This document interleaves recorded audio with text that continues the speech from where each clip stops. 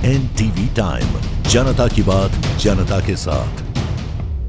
Hotel व्यवसाय की दबंगाई, भूमि पर अवैध कब्जा कर तोड़ा स्कूल का शौचालय और कंपोस्ट पिट। सरपंच और सचिव की लिखित शिकायत के बाद भी अधिकारी नहीं कर रही कार्रवाई। आक्रोशित ग्रामीण पहुंचे होटल परिसर, पुलिस ने संभाला मोर्चा। पर्यटन नगरी मांडू से लगी ग्राम सुली बैड़ी में एक होटल व्यवसाय द्वारा अपनी निजी जमीन से लगी स्कूल, ग्राम पंचायत और राजस्व की जमीन पर अवैध कब्जा कर निर्माण करने का मामला तूल पकड़ने लगा है। यहाँ होटल व्यवसाय और ग्रामीणों में विवाद की स्थिति निर्मित हो गई। होटल व्यवसाय द्वारा अवैध कब्जा कर बिना अनुमति लिए स्कूल का शौचालय और ग्राम पंचायत की कंपोस्ट पिट भी तोड़ दी गई। मामला गर्माता देख मांडू नालचा की पुलिस बल पहुंचा। ग्रामीणों का हाल है, आरोप है कि अपनी हद से बाहर होटल व्यवसाय ने कई जगह पर अवैध कब्जा कर लिया है।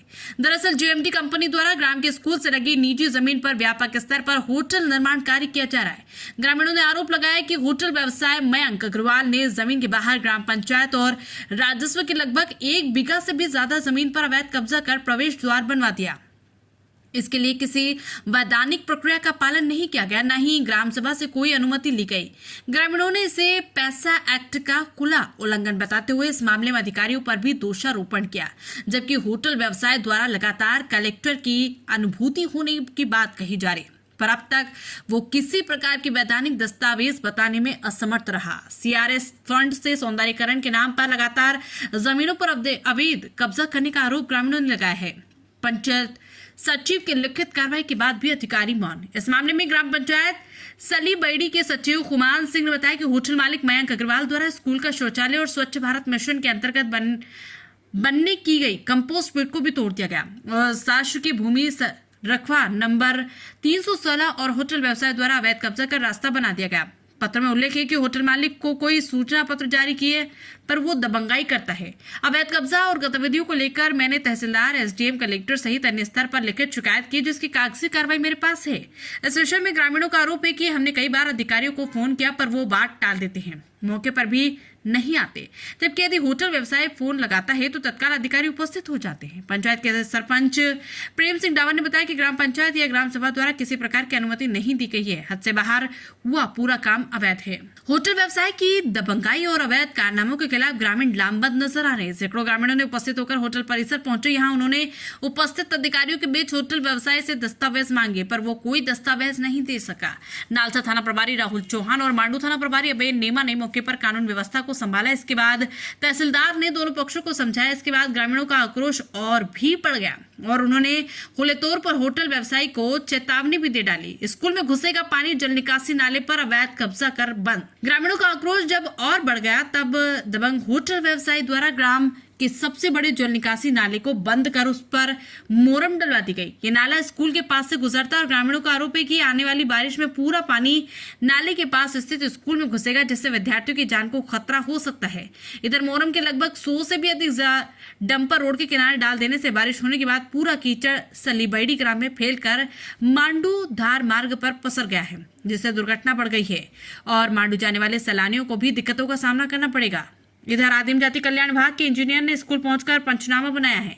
क्या कहते हैं जिम्मेदार? ये संबंध में नालचा तहसीलदार राहुल गायकवाड़ का कहना है कि ग्रामीणों ने शिकायत की है, मौके पर वस्तु स्थिति को देखा है। जनपद पंचायत नालचा सीओ से चर्चा कर इस मामले में उचित कार्रवाई करेंगे।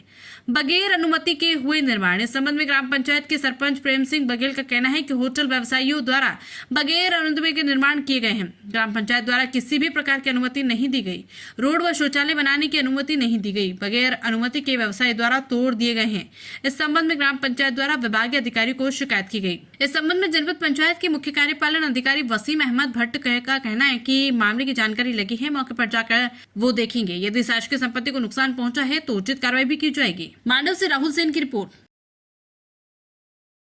एक्चुअली मुझे सूचना प्राप्त हुई है, क्या मैं वही देखने के लिए आज मौके पे भी उपस्थित हुआ था। ग्रामीण जनों से चर्चा हुई है, मौका निरीक्षण किया गया है। इसके अंदर ज्ञात हुआ है कि कुछ टॉयलेट और सड़क के संबंध में कोई विवाद की स्थिति उत्पन्न हुई है।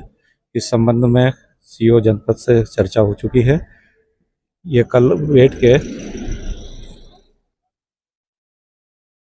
के ये लोग आपस में चर्चा कर लेंगे और किसी निर्णय का समाधान पूर्वक कर दिया जाएगा। नहीं, मैंने कोई रोड बनाने की परमिशन नहीं दी और मुझे शौचालय तोड़ने की भी परमिशन नहीं दी। इन्होंने क्या बिना पूछे तोड़ दी। इसमें मेरी कोई परमिशन नहीं। तोड़ दी, उसके बाद आपने फिर पुलिस में एफआईआर या एफआईआर मैंने लिखित में आवेदन दिया उनको। कितने दिन?